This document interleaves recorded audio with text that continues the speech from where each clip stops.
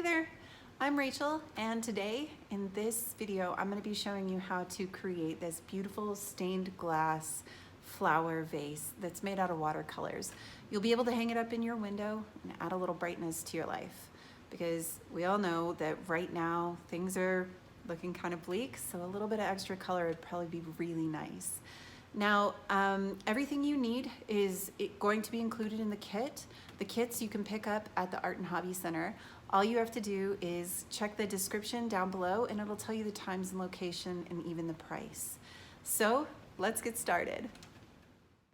Okay, so the first thing that you're going to do is place your glass over the image that you want to paint and trace over it in any kind of permanent marker. We've included a marker into the kit for this reason. Okay, so we start off with the 3 colors that you were given and Q-tips, and I immediately get into painting the flowers. Now initially I started painting only the inner portions closest to the center so that you can get a good gradation of color afterwards. These colors are all watercolors, so they'll be able to be mixed later.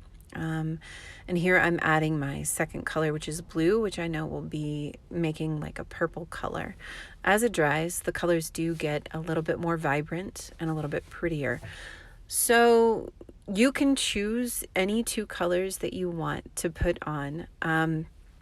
And I don't mix with water because that'll dilute some of the color and it won't be as vibrant or as pretty.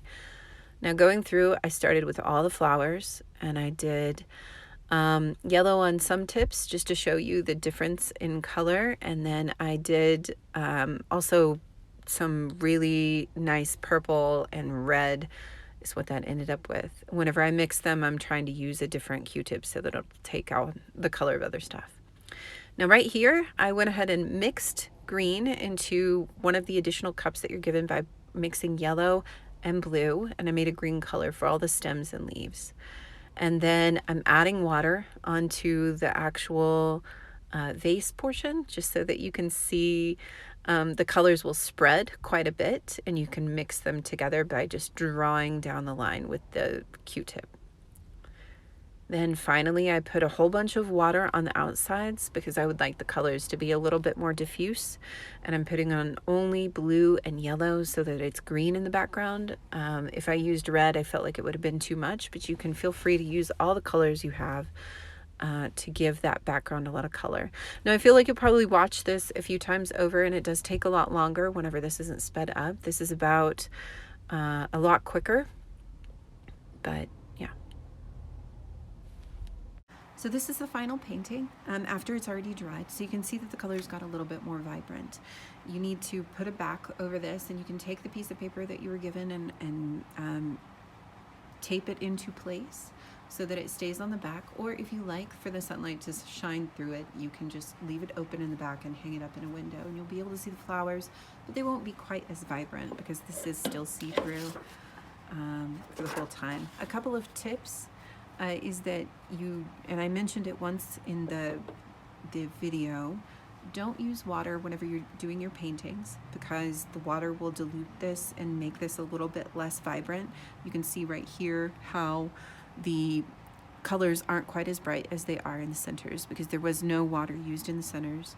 Additionally, any colors that you put on here where there's water, it will begin to spread. It won't be quite as specific. It won't have like defined borders. And then additionally, you need to make sure to not have this so that it can be touched, because even though it is dry, if it gets wet at all, it will still reactivate and the watercolors will be runny and they'll come off. So you can spray it with a fixative, but if you don't have a fixative, or if you don't have some kind of like an epoxy resin or some kind of a sealer that you can use, just make sure to tape a back on it. Keep it somewhere where it won't get touched. Anyway, I hope you enjoyed this, and I look forward to doing these again with you. Thank you.